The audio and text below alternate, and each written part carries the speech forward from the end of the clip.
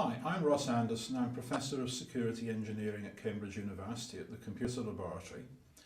And Michel Van Etten asked me to record this particular segment of the course because I was one of the founders of the field of security economics back 15 years ago.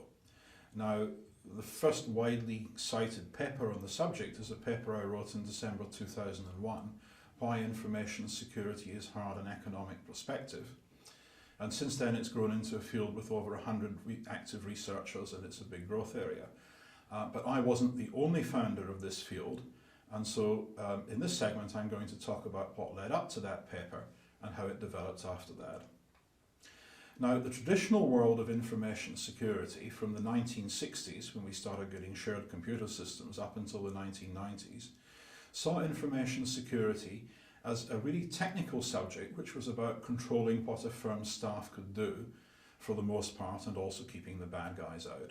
So a bank system would have access controls that would say what tellers could do, what accountants could do, what managers could do, and so on. And each firm's systems were pretty much isolated from other firms, so if the Midland Bank screwed up, then that didn't affect Barclays, and so on and so forth. So people could run their systems in isolation.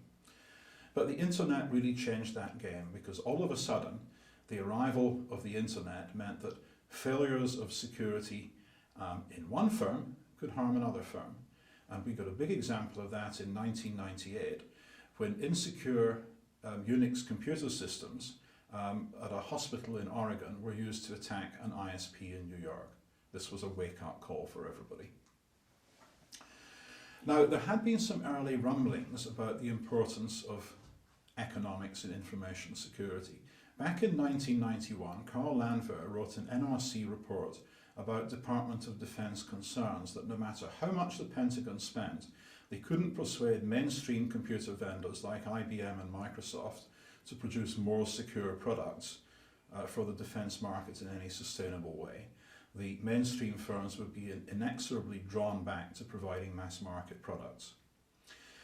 A couple of years after that, in 1993, I wrote a paper, Why Crypto Systems Fail, which noted that there was much better consumer protection in the USA than in the UK, in that British banks were able to dump the costs of fraud on their customers.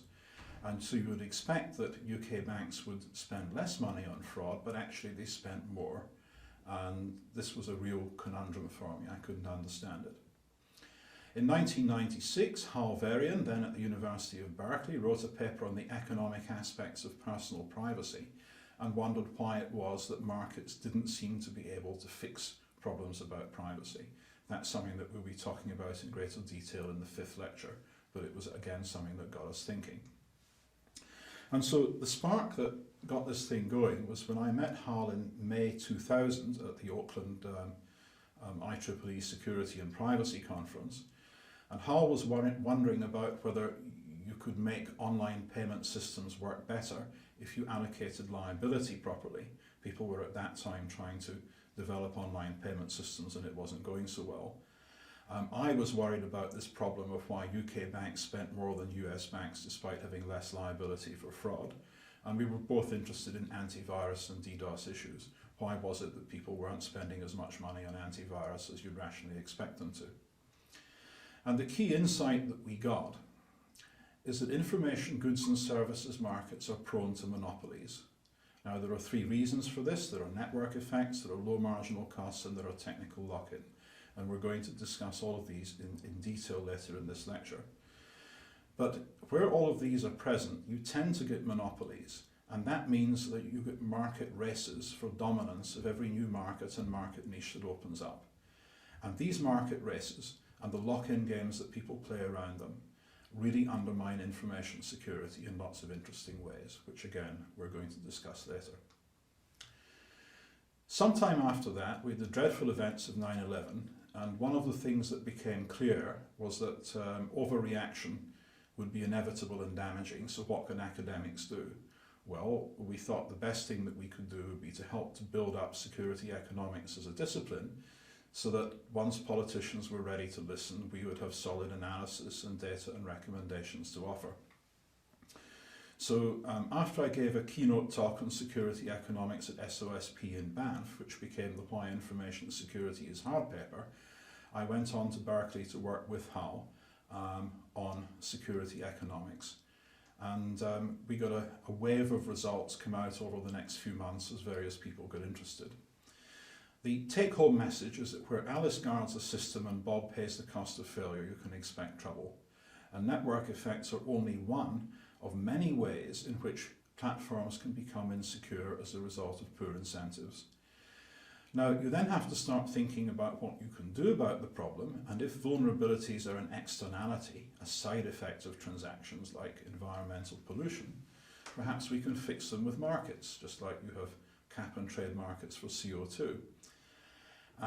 What really causes privacy failure? Again, the thing that Hal had worried about in 1996. How much should a firm spend on security? Of course, this is the bottom line for firms in the Valley. Should the security budget be 1% of the IT budget, or 10%, or what?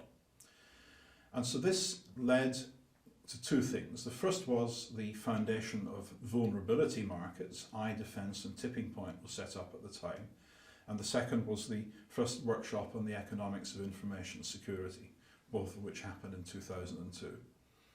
And at that first workshop, we saw a wide variety of papers. We had the first paper on behavioural economics of privacy from Alessandro Gisti. We had papers on vulnerability markets and externalities from Gene Camp at Harvard.